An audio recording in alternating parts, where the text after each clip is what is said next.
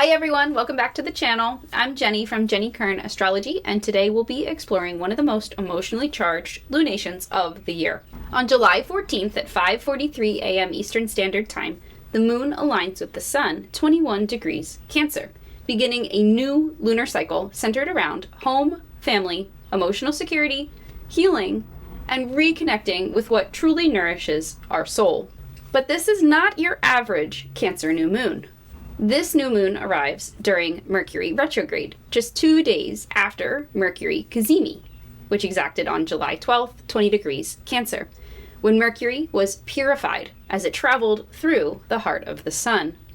It's almost as though the universe gives us the answer first, and then asks us to spend the next several weeks integrating that lesson. The chart for the new moon in Cancer is packed with symbolism.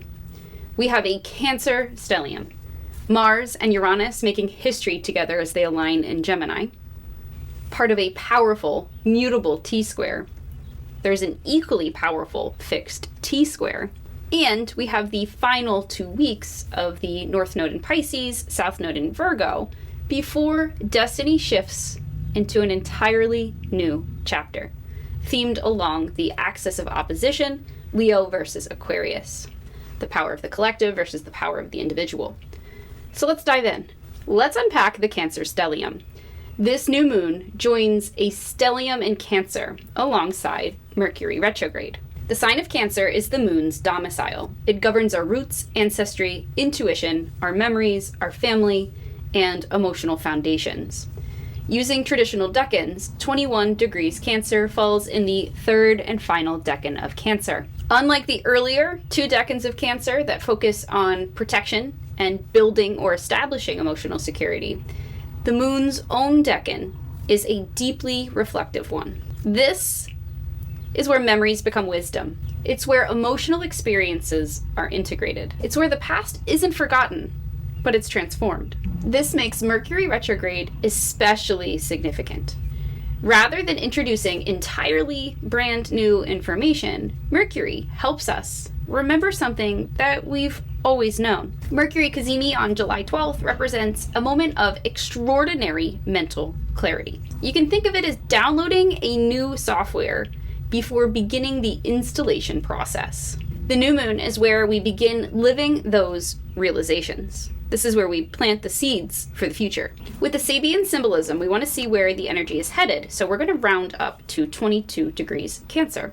The Sabian symbol for 22 degrees Cancer is a young woman awaiting a sailboat. This is a symbol of anticipation, of faith and trust. The sailboat represents something approaching from beyond the visible horizon, so something that we're aware of on an intuitive level, but we maybe can't see with our eyes. You cannot force it to arrive any faster than divine timing has planned. You simply prepare yourself to receive it. Cancer often wants certainty before opening its heart. But this symbol reminds us that some blessings only arrive after we've learned patience. Sometimes waiting is not punishment.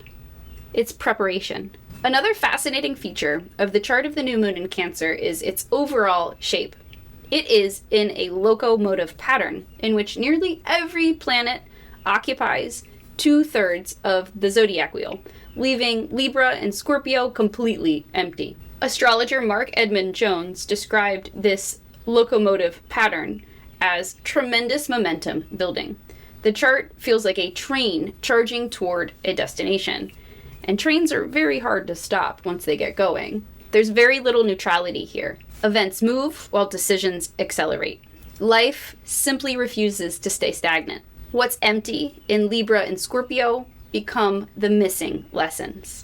Libra asks, how do we create balance? How do we compromise? How do we ensure the needs of both parties are met as equally as possible? While Scorpio asks, what still needs transforming? What deep emotional or financial attachments need to be released? These signs become the engine room for the entire chart. Although this new moon is beautifully nurturing, it immediately meets resistance. This is because the new moon in Cancer squares Saturn in Aries, while also squaring Vesta in Aries. Saturn represents responsibility, our karmic lessons. Aries represents independence and autonomy. Cancer represents emotional safety. This 90-degree angle, this square, forms a point of tension that asks, can you honor your emotional needs without abandoning your boundaries or your responsibilities? Are you able to protect your peace while still pursuing your purpose and passion? Vesta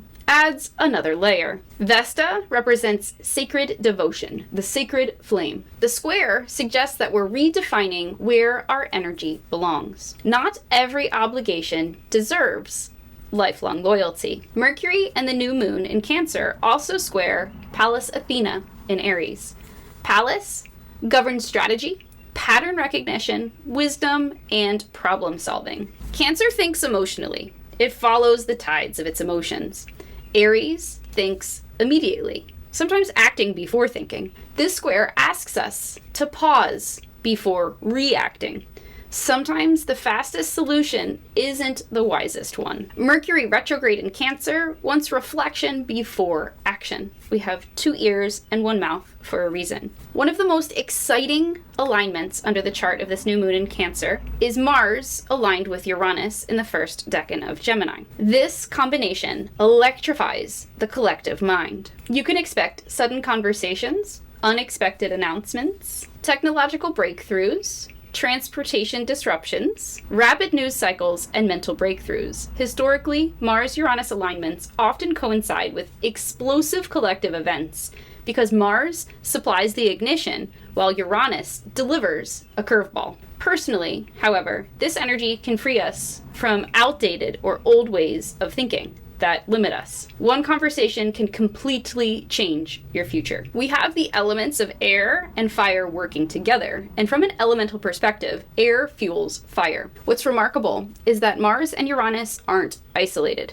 They form a flowing trine to Pluto and Juno in Aquarius, a sextile to Neptune and Saturn in Aries. Meanwhile, Jupiter in Leo sextiles Mars and Uranus, while trining Saturn and Neptune in Aries. These outer planets working in harmony together creates enormous innovative potential. Old systems break down so that new ones can be established. Ideas can manifest in reality much faster than usual. Innovation favors people who are willing to experiment and take a risk. Now let's unpack that mutable T-square. Let's talk about one of the biggest stories in the chart of the Cancer new moon. Venus aligns with the south node of fate and destiny in the first decan of Virgo, and we have less than 2 weeks remaining of the south node in Virgo. In traditional decans, rulership gives this decan over to the sun, emphasizing discernment, craftsmanship, service, and refinement. Venus here wants to improve and fix everything. Acts of service are absolutely the love language. The south node asks us to release unhealthy Virgoan patterns like perfectionism, analysis paralysis, and overthinking. Together, they square off against Mars and Uranus in Gemini. Meanwhile, we have the north node of fate and destiny in Pisces, but only for 2 more weeks. This creates a powerful mutable T-square. Mutable signs seek adaptation and change. Mutable signs occur when we transition between seasons. Under pressure, they can scatter. Virgo analyzes. In shadow, it overanalyzes, it ruminates, it overthinks. Gemini gathers information. In shadow, it gets distracted by shiny objects and has too many pots on the stove. Pisces surrenders. In shadow, it has no boundaries at all. The missing 4th leg is mutable fire sign Sagittarius. This becomes the release point. Instead of obsessing over every little detail, the minutia, step back. Remember to look at the big picture, the universal themes, and the overall idea. Trust your philosophy, because this T-square teaches us that information without wisdom is simply anxiety.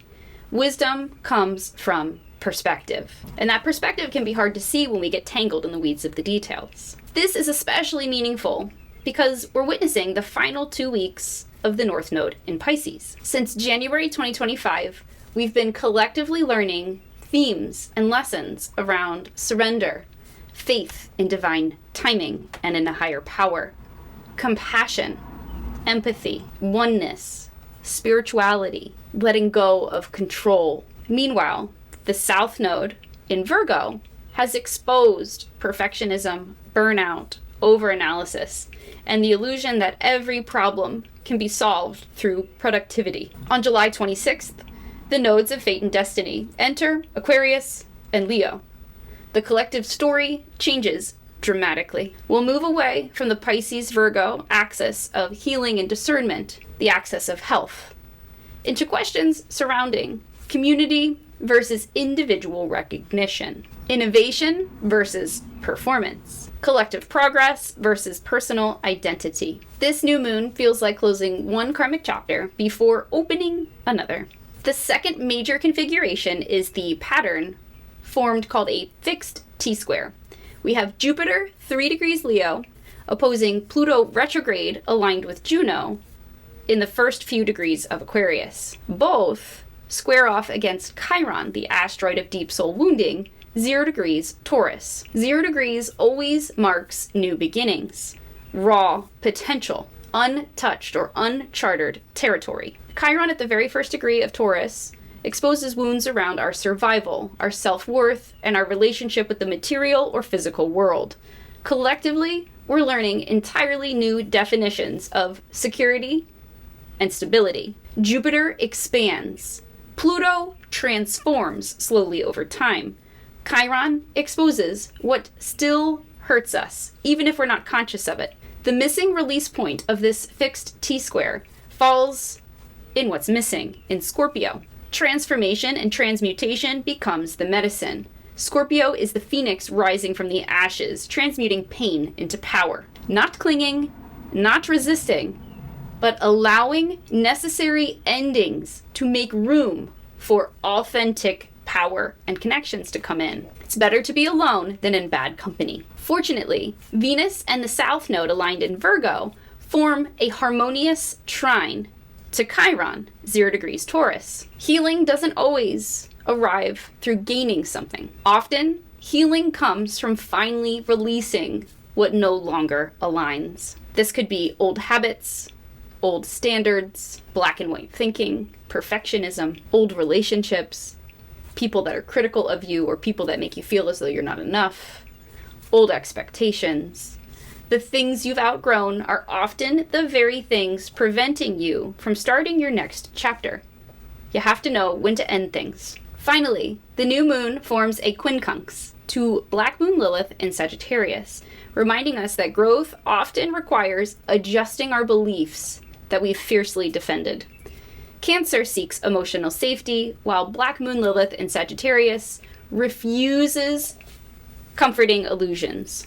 Together, they ask us to align our feelings with a deeper truth, even if that truth is uncomfortable. This new moon is not asking us to rush forward. It's asking us to pause and remember, to reflect. It's asking us to heal our foundations before building what comes next. Mercury Cazimi showed us the truth. In Cancer, it probably showed us the truth of how we feel, or childhood patterns that we're still playing out. Mercury Retrograde has served to help us understand it. The Cancer new moon helps us live it. And with the lunar nodes preparing to change signs in less than 2 weeks, this truly feels like closing the chapter of one collective story before another one begins. Thank you so much for watching. If this reading resonated, please be sure to like the video, subscribe to our channel, and let me know in the comments section below. We are building a community of conscious collaboration. What emotional pattern are you finally ready to release before the nodes change signs? What health habit are you adding or subtracting with the South Node aligned with Venus in Virgo? Until next time, take care of yourselves. I'll see you in the next video. Keep looking to the stars. Thank you for watching. If you're still with me, you're a real one. Drop your current most used emoji in the comments. If you took anything away from this video, we ask that you like, comment, share the content, and subscribe. If you enjoyed this video, we know that you'll enjoy the full playlist and this additional video. Thank you so much. Love you, and see you soon.